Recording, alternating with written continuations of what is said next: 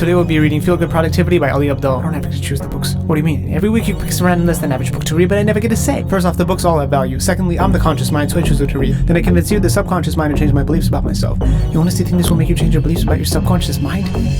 Well, I can already tell your ignorance is making you blind. We haven't even read a single line of what's been defined, so put your bias aside and let's dive into this book immediately to understand the ideas that Ali's outlined. Ali talks about how to feel good about your work instead of making you feel that you're about to go berserk. There's 3 ways that he'll explain: energize, unblock, and then sustain. Forget all the terminology. What's the point here? It's a way to make productivity more enjoyable. Instead of viewing your work as something that requires you to be serious all the time, feeling good while you actually work will boost your energy and increase your creativity. It'll allow you to work stress-free, and there's 3 P's that Ali specify. These will help you feel rejuvenated and more energized. What are they?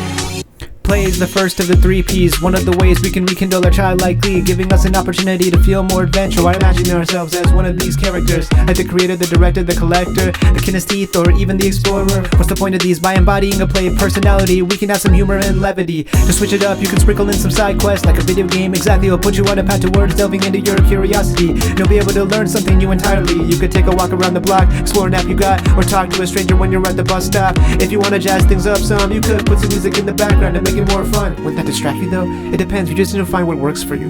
Ask yourself, what would this look like for fun? This allows you to incorporate play and not take the task too seriously. What if it's high priority? Instead of adding pressure that it has to be great, you could always choose to lower the stakes. That's it. There's only one way you can energize. There's also the second P, power you haven't summarized. Do you want to be overbearing and dominant? No, it's about acting more self-confident. Even if your self-doubt is far more prominent, just flip on your confidence switch. Now all of a sudden you're the master of the guru. If you still don't feel like it doesn't do much for you, read stories of people who've done it before. You'll start to believe, hey, wait a minute, I can do it too. What if you're tired and bored out of your mind? Well, you can reframe it as, this is something I get to do, not something I have to do. Will this help you even if you're struggling? Absolutely. If you embody the mentality of a beginner, it'll help you find new ideas you haven't yet discovered. When you own your own process, you'll have more autonomy. The effects will be multiplied with the right company. So let's move on to the 3rd P. If you join a group of people working in the same scene, you'll thrive as you work together on your own dreams. Ali calls this the comrade mindset. It's about growing together, not trying to be better than the rest. Set a time to work in sync together, virtually or physically, to learn from each other. Random acts of kindness can make someone's day, lowering the stress and telling them that everything's okay. On the flip side, ask for help when you feel defeated. Don't feel bad, people want to help when someone needs it.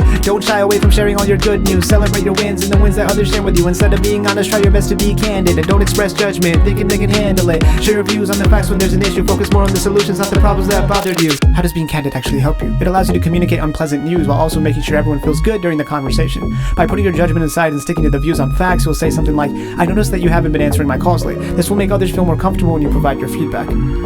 What if you still can't get anything done? You can unblock what's causing you procrastination instead of always having to rely on motivation. Discipline can be effective most of the time, but can't be sustained, causing burnout down the line. First, we need to clarify our high-level why to give us insight in the purpose we've defined. Then we set nice goals on what we need to do and time block to get it done, so there's never an issue. What's our nice goals? These are near-term, input-based, controllable, and energizing. You should try out one of the 3 P's, make them more enjoyable and satisfying to achieve. But if you're so scared to get started, you can utilize courage to understand your fears and make them disappear. Take action with the next step ahead and get some accountability so you don't fall back instead. If you take some time to energize and unblock, there's a chance that burnout can become your next roadblock. Overexertion can be a cause that's hard to spot, so learn to say no and conserve the energy that you got. If you feel your energy has been depleted, focus on recharging mindfully or mindlessly if you need it. Keep aligning your actions with your values so you can do more of the work that really matters to you.